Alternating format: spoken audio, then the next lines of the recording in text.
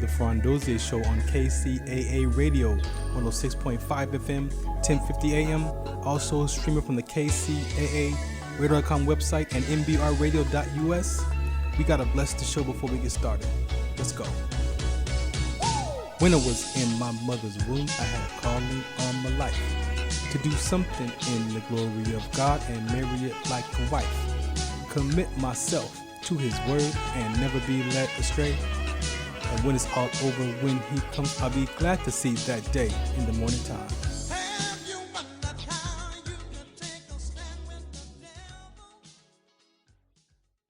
Dozier Show on KCAA Radio, 106.5 FM, 1050 AM, and streaming at kcaaradio.com. Click listen live or watch live because we are live in the studio tonight. As always, we thank you again for tuning, listening in. If you are driving in your car and you got to get out, did you catch that? Go to kcaaradio.com, click listen live or watch live, and you can, follow us along wherever you're going inside the house, or go download the app. Might be easier. Get the app, Apple, Android, and then you can then listen to us and all of our other platform shows that are here. I like to say Monday through Monday because there's shows every day, all night long. I think we come on at like Sunday morning, like 4 a.m. again. Wow. The rerun. So I haven't looked, but I think that was the last time I saw it. But yeah, we are here back. The Farron Dozier Show, still a variety show, but we have taken on a conversation with Mr. Walker here. That is, it's near and dear to my heart. I'm good with it because at the end of the day, being a male man, not the one delivering your postal mail, but a male man, human being with a spirit and a soul, with your mind, will, and emotions, and you got a body like that person. There's a lot that goes on, and I'm truly blessed to be a part of this conversation with Mr. Walker. How you doing tonight, man? I'm doing great. Look like they better buckle up. Just me and you. He said if you're in traffic, make sure you got your seatbelt on. Seatbelt on. Whatever sensors on your car, make sure they turned on too to keep you in that lane. So, but yeah, so tonight it's just, the original cast here, myself and Mr. Walker. Shouts out to our guy, Charlie. He is down for the count right now. Last I talked to him, but he will be back on the 3rd Tuesday. That's our guest show days. Mm-hmm. So the first and the 3rd Tuesdays, and then Mr. Walker and I will be here on the 2nd and 4th Tuesdays, making sure that we cover some particulars about our conversation. So tonight, we're just gonna actually have this first half of the conversation just kind of go back and look at March, the few episodes that we did for the month of March, kind of talk those through, see what came up for us. And then we're going to touch on some more dynamics on the second part of the show, and then we'll be out of here. So if you have any questions, at Farron Dozier on Facebook, Twitter, Instagram. And where do you want them to find you at? You got a website or a phone, email? 777communitywarehouse.com. They can go to our website and our nonprofit there and get a better understanding of what we do in the community and how long we've been doing it in the community. Long time. This is a great gentleman here, ladies and gentlemen. I've been blessed to be in communication with for the last couple of years. And again, here we are on the air together.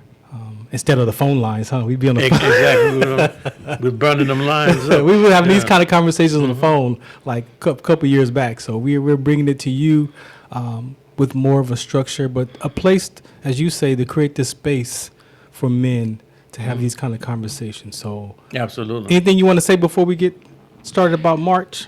Well, like you said, March was interesting because that was our launch. Uh-huh.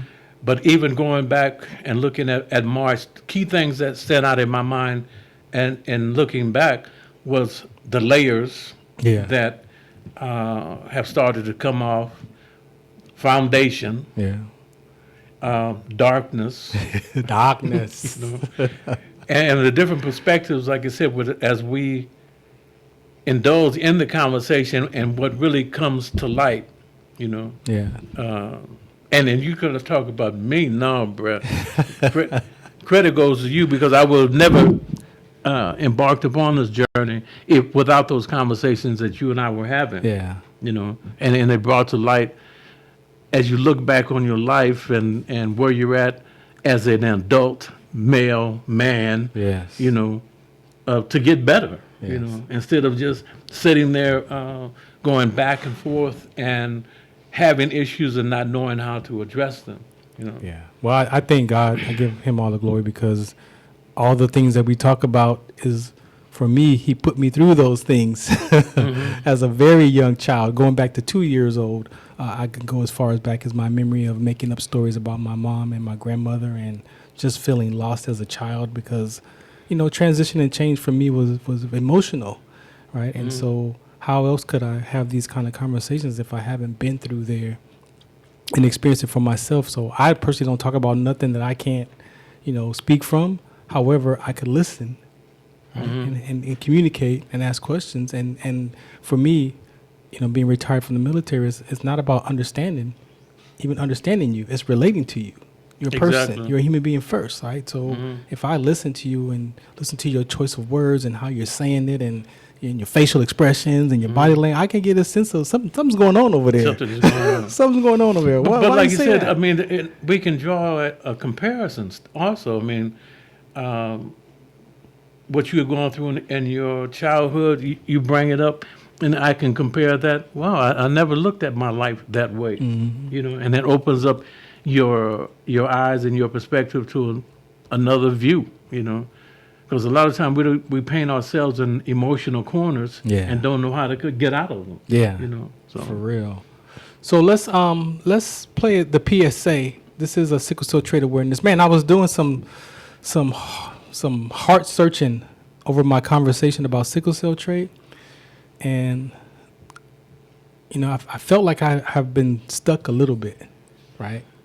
And I lost sight of how critical this conversation is. How, you know, it's important, but it is critical because these are people's lives that may not know that they have this gene that could cause health complications. It could be causing health complications, but also could cause, unfortunately, episodes of sudden death. And of course, you know, if two people have the sickle cell trait and they have a baby, there's a 25% chance that child could be born with sickle cell anemia or disease. wow. And a lot of the women were surveyed that said that 96% didn't know that they had the trait or their partner had the trait. That's a high 96% is a high number. So, you know, I've been traveling to military base. I haven't done much other than that. But when I started looking at, man, I really need to maybe reinvent it. Is that a good word to? Well, do doctors recommend that couples do not have babies if they have those traits? You know, there's been cases where that's a recommendation. There's been cases where the baby's already in the womb, and now they're asking the couple, do you want to terminate the pregnancy, or do you want to have a child that has a disease that has no cure? So it's a tough conversation, and so as you mentioned, I know that is my conversation in the world to deliver that message about the trait, and I could honestly look in the mirror and be like, man, something stopped me. And I need to get back at it because it is a critical conversation.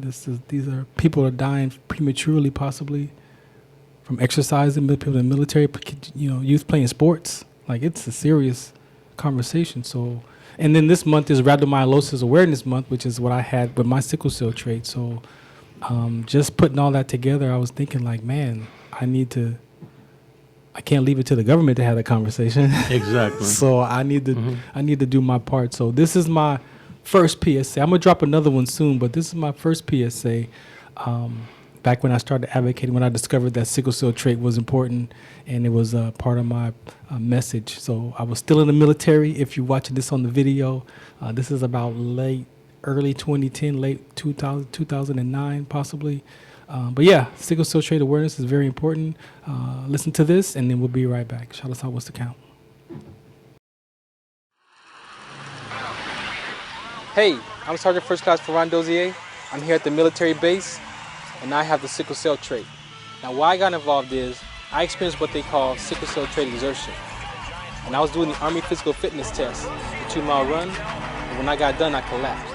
A lot of soldiers and athletes have been dying at football fields and running track, and the family members have no idea that they have the sickle cell trait gene or that it's a trigger.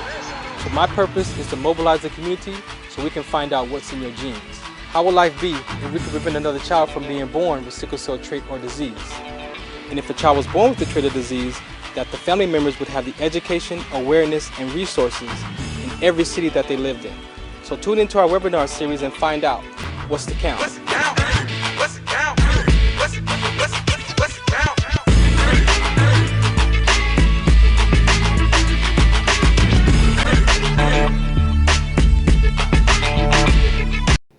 All right, welcome back to the Farron Dozier Show. I'm here with Mr. Walker tonight, and we are just going to have a quick conversation. If this is the first time you listening in, we have come together to have a discussion about what it is to be a male man.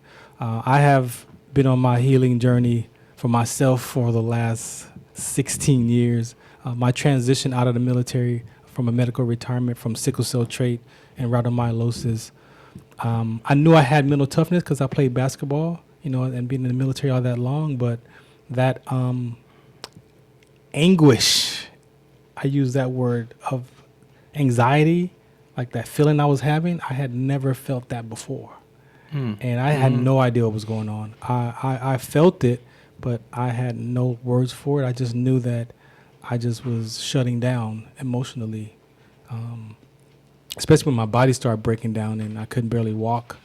They, couldn't figure out what was going on with my body. And so just lost interest in a lot of things and sports, things like that. So coming out of that, that's how I found radio, internet radio back then was Blog Talk Radio. Some friends told me, you need to go do something with yourself. Right. Yeah. And so I appreciate them because what that did, I can articulate it to you today. What that did for me was, instead of the willingness to die, I had the willingness to create new episodes. So each week I was living to that. And I was nervous because I didn't know who was listening. I didn't know what I was doing. But that had me start to create those next shows. So I was living to the next episode versus the willingness to die. Now, I still thought about it, but I didn't actually take that action. And so I appreciate my friends for, sharing that with me. And then it turned into this whole, broadcasting, radio personality, host, going to school for it. But then getting on that journey of, why do I feel like the way I feel? Well, that journey, that you were on, thinking that you were alone and by yourself, you open up doors for other people to tap in. Yeah. Like I said, God allowed me to use these stories that I've experienced and for his greater good and for his messages and to relate to people. And so, discovering for myself 16 years ago, man, I just realized that I just had a lot of stories in my mind that that I swore that if you ask me, my dad don't love me and my mom abandoned me. I could say that with confidence because I had evidence, I had proof. I had body sensations. I had feelings. You couldn't tell me that wasn't the truth about my life. In your own mind, or in my own mind? Yes, definitely in my own mind. And so, we talk about today what it is to be a male man, and so just looking back from some of the things that I discovered. I'm not a therapist. I'm not a psychologist. I'm just here as a patient advocate, sharing information, sharing my story, so that other people can maybe have a view or parallel conversation or see something for themselves, as you say you did, right? That you could see something that was like, I never thought about it like that. Let me look. And then you self-examine yourself with those principles, and it's like, oh, wait a minute, what is that? And so if we tell the truth, we do walk around with these stories in our minds, little snapshots, because our brain is designed. Our brain's been taking pictures of life since we came out. And so they call that the perception. The key word that you just said right there, snapshots. So that means that there's a gap in those snapshots. Oh, for sure. And the important part is to go back and bridge those gaps. For sure. And to find out, is that reality or is it falsehood. For you sure, know. because what I'm like I said, I'm the education I've taken. You know, we talk about the mind and the brain, and so when you learn about the brain, how powerful the brain is, it is pretty much designed by perception patterns, memory patterns, and action patterns, right? And so if you look at that, the snapshots from a child, like you said, with trying to memorize and remember those things, there's a whole piece missing. And at 40 years old, I was able to go back and have a conversation and put those stories in that program and realize that it's my truth, but it wasn't the truth, because But what do you do with those, once you find out that those things were not true? What do you do? How do you discard? How do you delete those? appreciate that. Those kind of episodes, if you will, to bring you up to speed to where you're at now, so you don't have to keep reliving that episode that is no longer relevant to where you're at today. Yeah. So out in society, in the community, there's educations, curriculums, transformative education. So the Bible talks about renewing your mind, change the way that you think, right? And so part of those curriculums out there are transformative. So what I did when I was able to look at my story that I made up, that was my truth, and then I could see all the gaps, as you pointed to. Well, let me go ask my dad what was going on back then. Let me go talk to my mom what was going on. And then I got other pieces of the puzzle. Then I realized that my story was not the truth. It was my truth, but it wasn't the truth. So when I was able to look at those stories and then look at what actually happened, I realized that my dad did love me. So those stories, as you mentioned, have transformed into beautiful. Like I had a great childhood, man. Like my mom never abandon me. It was my perception because of an 8-year-old who didn't understand time. Correct. So I'm at 50 something. I can't hold that against my mom when I realize how I think and my perception. So because in that same vein or same note is that, and I asked my father years later. I asked him, why didn't you come to my baseball games, the Little League and Pony League? And he said, you were having your games at 3 and 4 o'clock in the afternoon. I had to work. And then it made all the sense in the world, And all the time I'm thinking, all the other parents and kids, mothers and fathers are rooting for them in the stands. And right. I don't have that. Right. But I did have a home to go to. There was food on the table. And you was playing sports. And I was playing sports. Yeah. And it's funny because your story, rest his soul, Matt. I met Matt a couple of years ago, who came to the station with another basketball player friend of mine, and Matt sat in the corner. And then after the show was over, we went to the green room and was talking, and Matt was like, man, I don't have any issues like that with my parents, my mom, or nothing like that. And I'm like, that's cool. I said, no one really escapes it, but, maybe, whatever that's going on with you, maybe you don't see something. And I said, it's not always, your story's not going to match my story, but we all have a version of that story. And in that green room, he said, wait a minute. He said, my mom would come to my hockey games, and I did not want her there. Wow. Right? And then he could see that my mom told me that her parents didn't come to her stuff. So she vowed that when she had her children, she was going to go to all their games. Right? But he didn't want her there because he couldn't act the fool. Okay. If his mom is in the stands, he got to behave. So he was actually in reverse, not wanting her there because he couldn't be himself. And I kid you not, that night, he was like, I'm going home for Christmas, and I'm going to talk to my mom.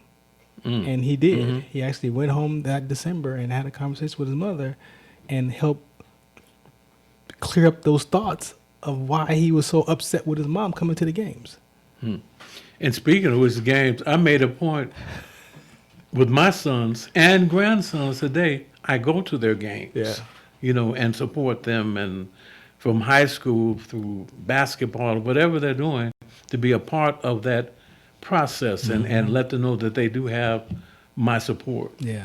So and those kind of things, you don't realize how important they are until you see that whether they win or lose, and you can share it in that emotion. Exactly. So. And I appreciate you bringing that up, because I want the listeners, especially for the men, sometimes we grow up in our environment and we think that we didn't get stuff from our environment that we did, just not how we think we should have got it. And then we take that and we project it on our children's life, which is not our life. And that was one of the Exactly. biggest things that I learned about being a father.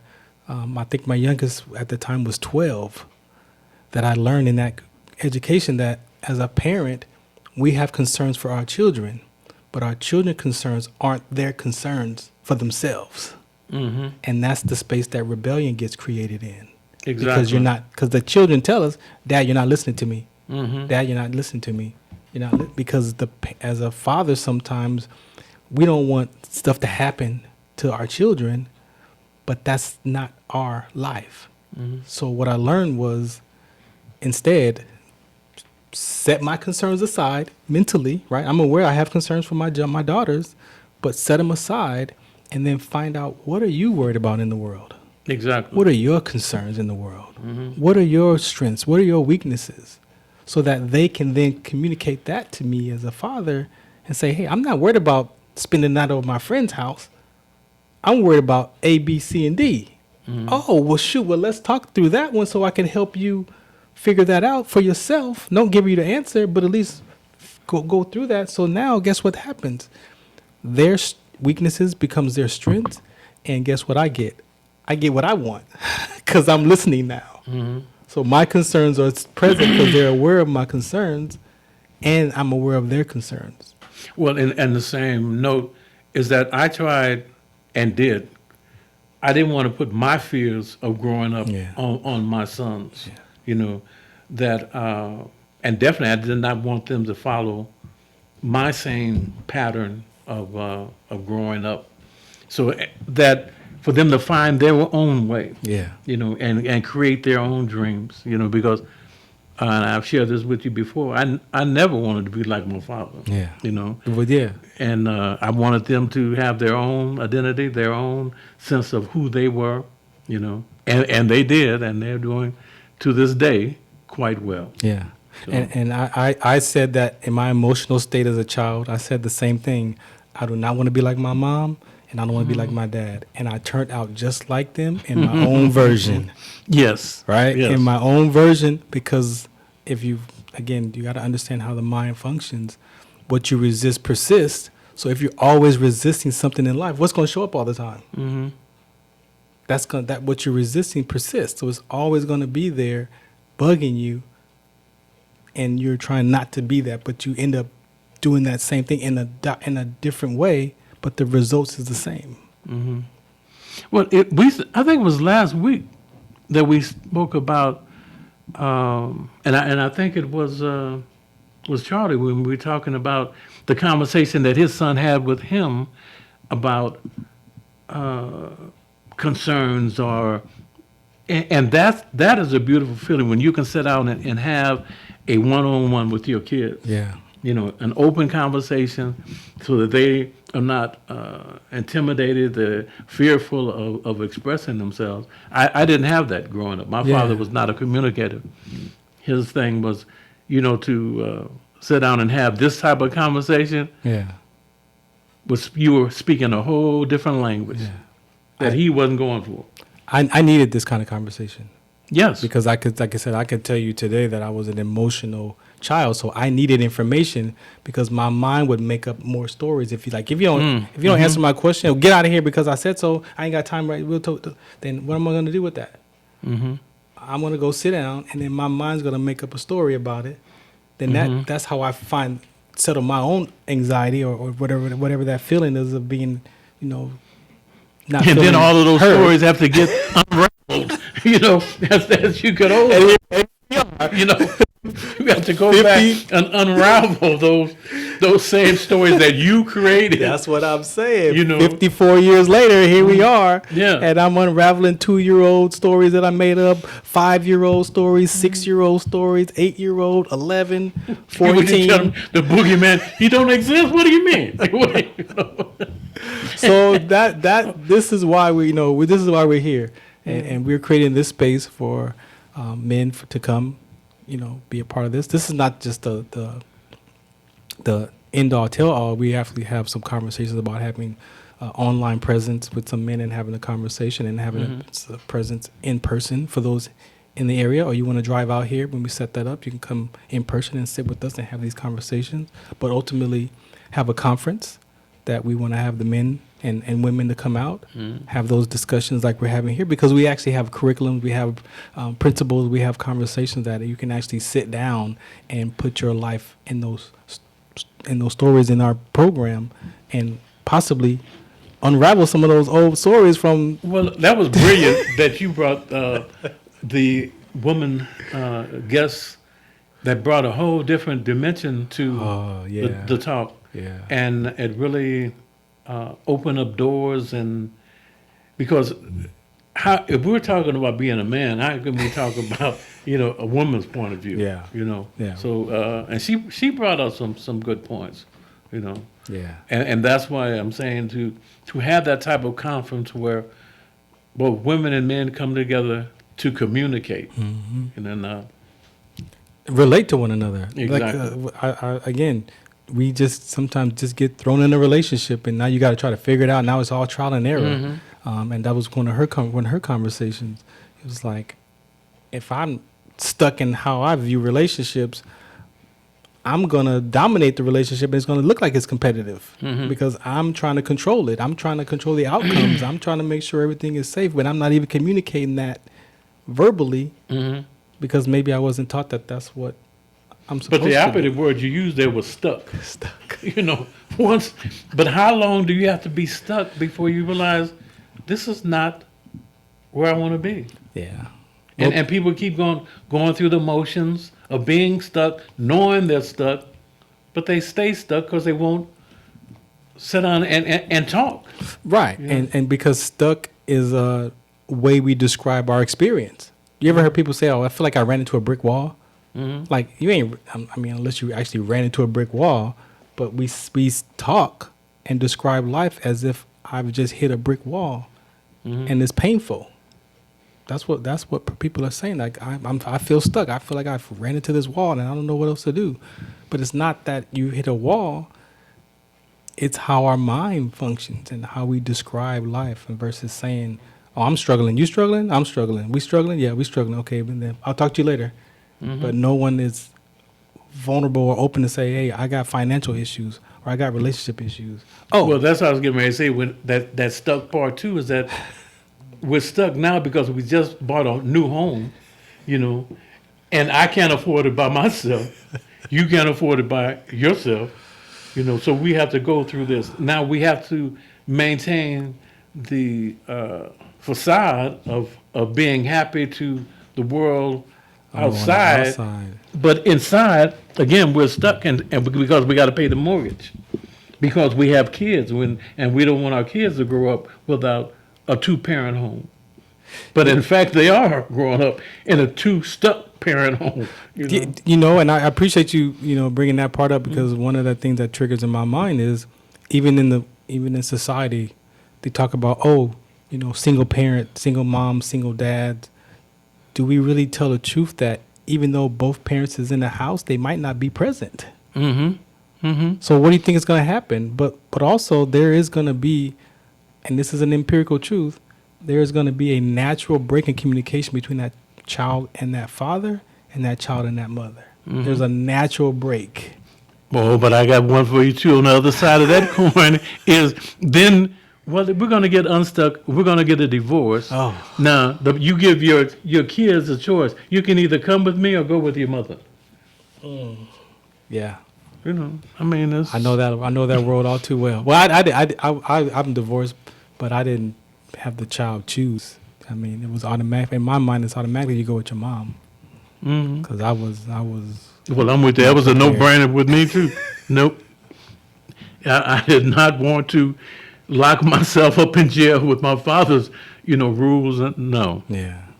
no. But those are tough conversations, and my prayer and our goal is to have these conversations before you get married, before you get in a relationship, or if you're in a relationship, have these conversations so you can sort through that and put it in some kind of order. You're gonna take away the magic.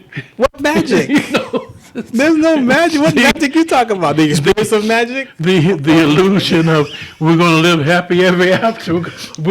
Like I said, dealing with tough questions and tough life. If you don't look at life for what not as you want to fantasize it to be, but how it actually is, then you can better negotiate and have this kind of conversation. Yeah. And now you're talking about, where do you find that person at? Where do you find that group at?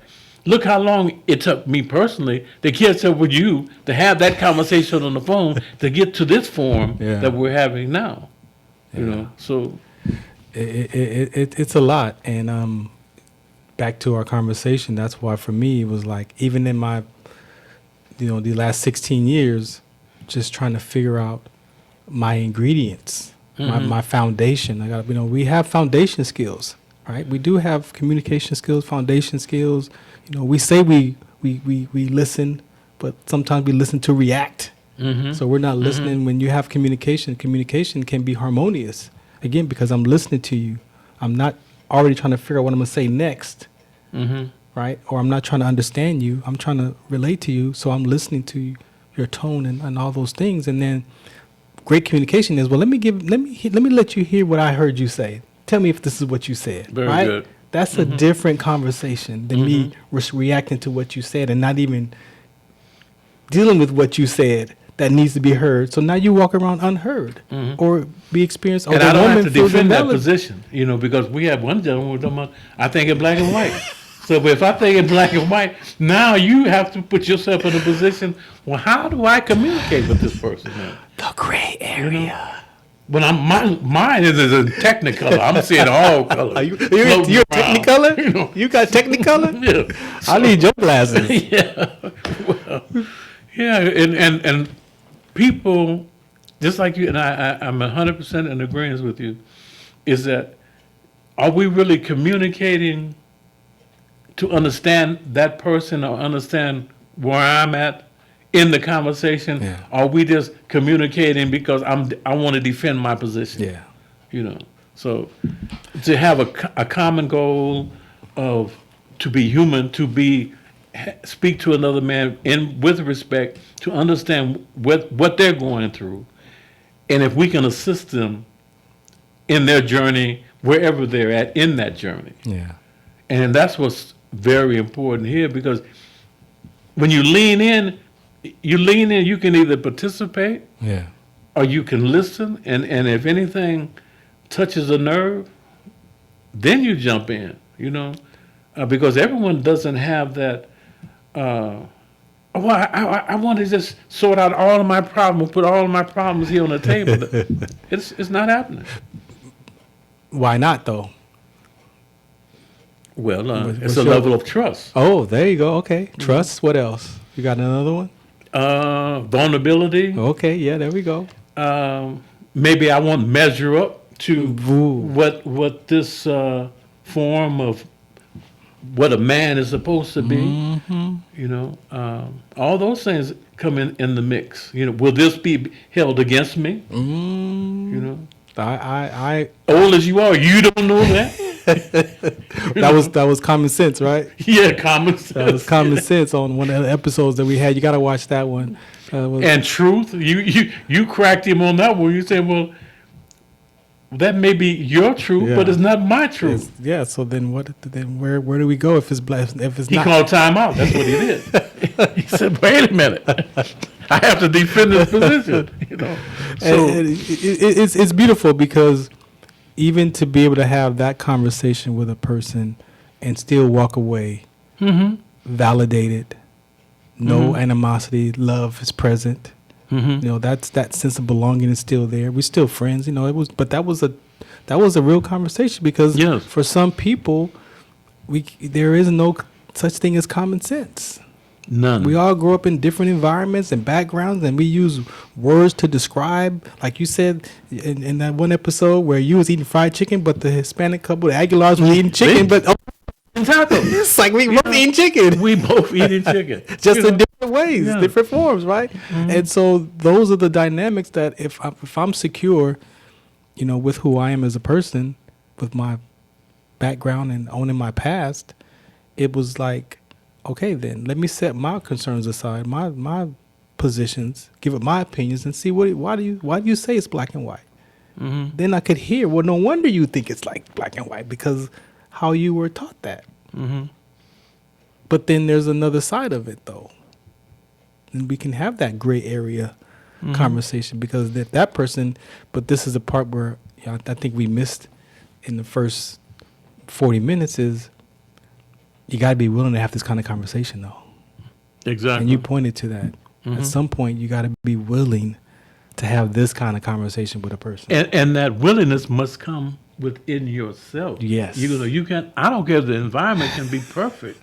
You know, candles can be burning and incense and Aromatherapy. yeah, Roman therapy. But if you coming in there with your arms crossed, Oh yeah. I'm here, but I'm not here. I'm fighting this. Show up anyway. Still. Yeah, You ain't exactly. because you don't have to say nothing. You could just come be in the room and just have a conversation or not talk at all. Because at the end of the day, your heart is hearing what's being said, and something may strike a nerve, or there may be a story that was told that you could relate to. Like, oh, I never looked at it like that, and that could be enough to soften the heart of people. Is why I'm with you because I know what that feels like have a hardened heart and then have a conversation and be like, well, wait a minute, for real, hold on, what? Well, this looks like this for me. Oh no, that's the same thing, but in my own view. But I think I shared with you before when you talking about that hardened heart, and when people are offering themselves to you to show you another way, because a Buddhist monk came to me and said, you want me to teach you to meditate? Nah, no, move it. You know, he came back once a week. And then this one particular week he came, he sat down in front of my cell in a lotus position. I said, I told you I don't want to talk to you. He says, I am not talking to you. You're talking. I said, what? Got him. Yeah, and I looked at this man, and he's meditating, and there was a calmness and a stillness of peace. I said, can you teach me this right here? I've been trying to give this to you. He said, I told him, I want it. Wow. You know? I couldn't get in the lotus position, but I could, even with all the noise that was around me, I could silence that noise. Yeah. And he likened that silencing that noise to the inner noise that you hear in yourself. Yes, your buddy. fears, your Yeah, anxieties buddy. that you spoke Yeah, about. buddy. Those gaps where you take a picture, then there's a gap. You take a picture, there's a gap. You know, when you quiet everything down, when you start listening to you, who you want to be, then life takes on a whole different journey. I know we're on the radio, and there not supposed to be any dead air, right? Because we're on the radio. But for those of you who are listening, I challenge you to just close your mouth, don't say anything out of your mouth, and just listen to the voice in your head. And it's that voice that said, what voice? Yeah, what voice? That voice that just said, what voice? That's not you. When I got tens of thousands possibly voices that are in my head, which one do you want me to listen to? You know. But that was one of the key things that I learned, Mr. Walker, was that voice in my head wasn't Farron. That voice in my head was my subconscious mind designed to take those snapshots of those perceptions and memories and action patterns. So imagine you hear people say, why does my life always seem to turn out like this? Well, because you're using your subconscious mind to guide you. It's always going to be right to keep you safe, to protect you. It's always going to be right. Even if it looks like a past experience and it's about to happen again, your mind's like, okay, so what did I do to survive that? Because it feels like he's about to do that again that I felt from 10 years ago.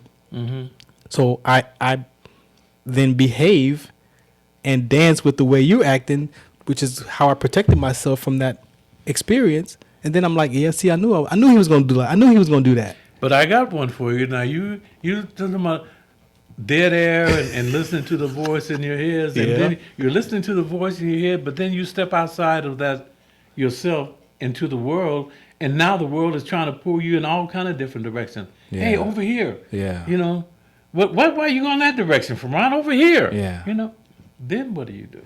Again, you know, it depends on where you are. If you haven't got any kind of skills, unfortunately, because of if your mind is leading your life, your soul is guiding you, then you're gonna go that direction because it feels comfortable. It feels good. It feels because we want to belong. So the sense of belonging could be why people join gangs, why people join political parties, as we say, because I know it ain't right, but at least I belong somewhere. And that could be detrimental to that person's life, because we then put ourselves in positions where we can't talk about politics, so then I'm not your friend no more. Or I got to go rob this place because I got to be a part of the gang. And so, or it's even the athletes world is the same. Military, same thing. Sometimes we join the military. Religion. I want to pray to that different God, or pray in that fashion. All of that. And that's what it is to be a human being. And I'll take that, and then your identity as a male, or you are a male, then you've got to go with all, like you said, all the stuff that the world has to say about that. And then what? And if I can't go to my mom or dad because they ain't pay attention to me, or I have that thought of they don't care about me, so then I'm not going to my parents. That even when you said back to about listening to your own voice, I challenge people to take men, for right now, take a pen and a pad, and you give them 7 questions. What it is to be a man? You know, who did you learn manhood from? Yeah. You know, and then compare those answers with around the table. You know, and everyone is going to have a different perception of where they're at as a man. Yes. Because Real this life. is not That's an real easy life. journey. I mean, so That's real life. I appreciate you for saying that, because when I did that for myself, I did it from the church perspective, though. I did it from the word. It's like, who taught me about relationships? Who taught me about sex? Who taught me about what am I supposed to be in life? What am I supposed to do? Like, that was all outside of me. My dad didn't teach me about sex. That was my days. It was health class. They're gonna teach you that in health class. So you're gonna learn that in health class. But what if my dad would have told me? But what if he didn't know? exactly. Right? So sometimes as men, again, we grow up in our environment with our father, and your father don't have it to give it to you. He may want to, or if he gives it to you, is how he best know how to deliver it, but it's then not how the child wants to hear it. And you realize what kind of man or father he would be someone, and to tell you that, I don't have it to give to you. So you're going to have to find it somewhere else. Or we go together and figure it out. That would be a better option. That would be the better option. So these are the conversations we're having. I want to talk about our first episode with Jesse, man. Jesse was, my goodness. Jesse took us all the way back to his childhood with his dad and his siblings. And I don't hope he doesn't mind me sharing, but after that episode, couple days later, he called me, and he said that one of his sisters watched the episode. And you remember how he was talking about his dad wasn't there, and all his perception was all out there. His one of his sisters said, "You was the father figure for us." Wow. Yeah. And he was like in tears because he had never thought that could be a thought from how this sibling saw him as a male figure. I thought that was beautiful. That's big. Yeah. Anything for you with those?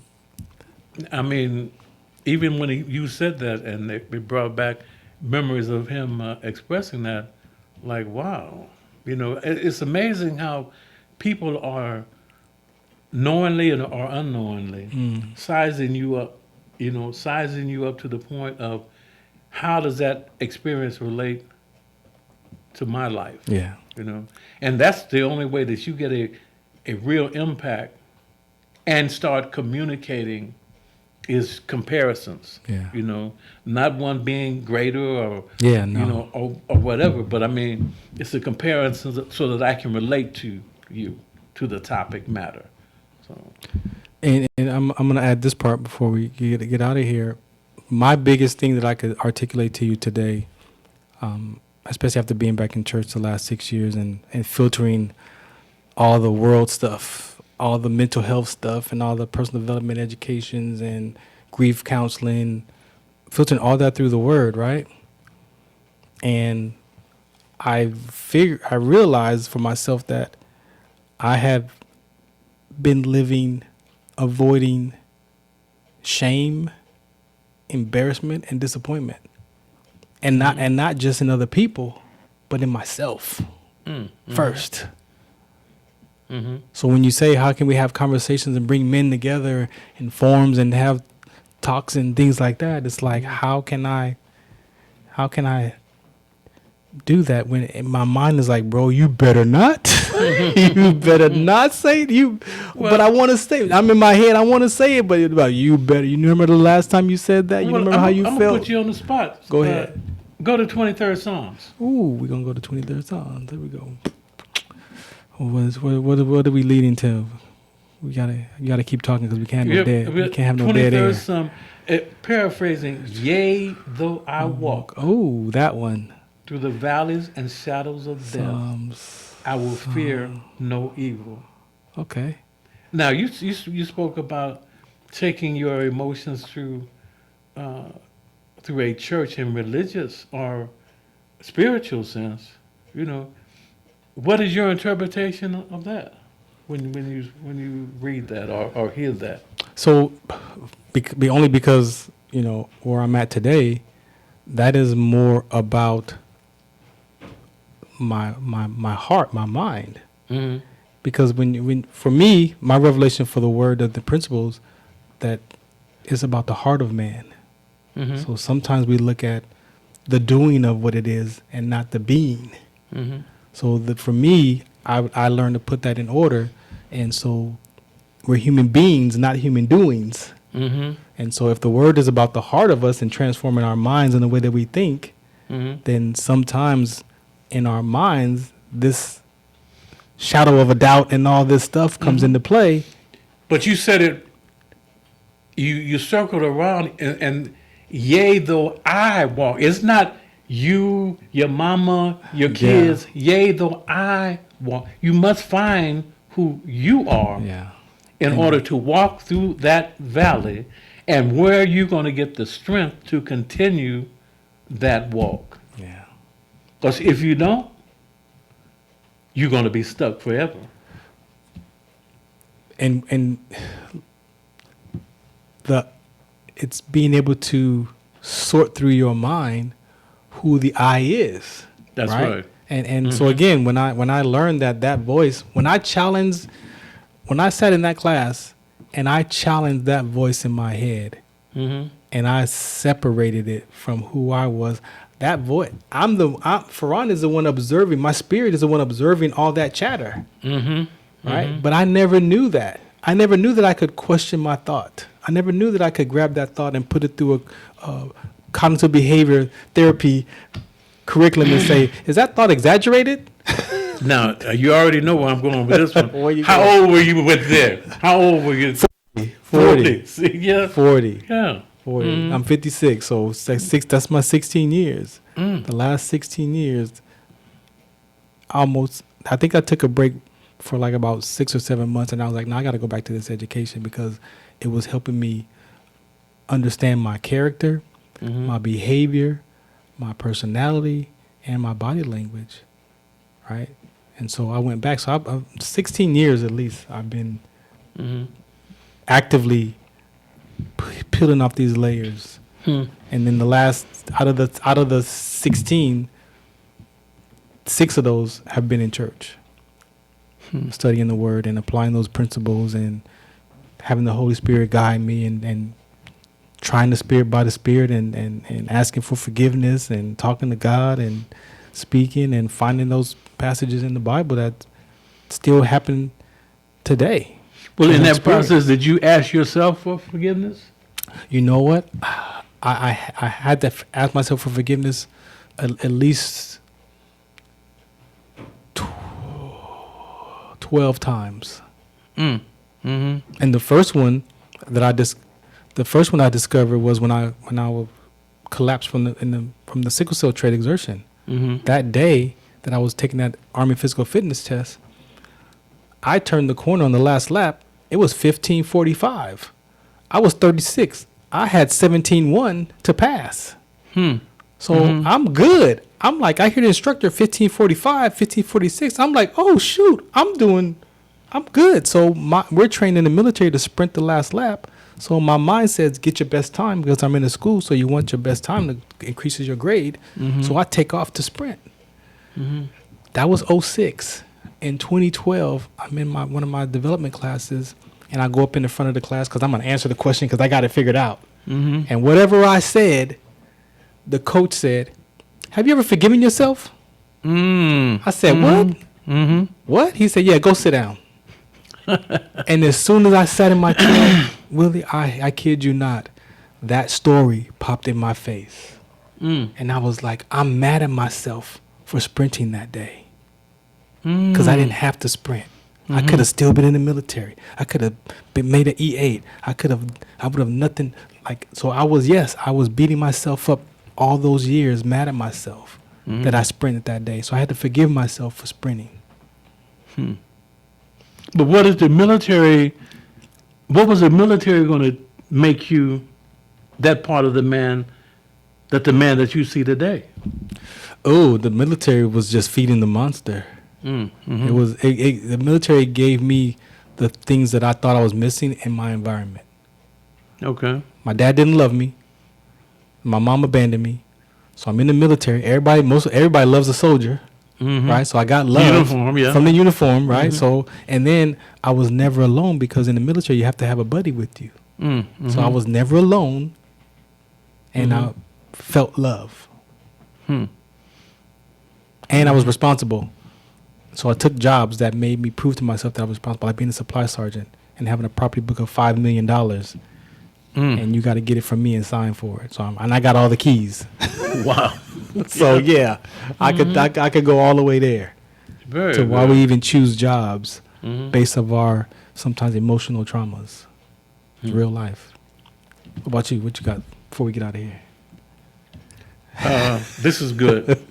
And again, as the show takes on whole different perspectives and takes a life of its own, and this is where we started from with the conception of being a man and following it. So, a long way to go. Shouts out to my pops, rest in peace. Somebody posted something about Michael Franks, man, and I thought I was ready to hear. Can you play that? Can you turn that up real quick? Yeah, just. It's not playing?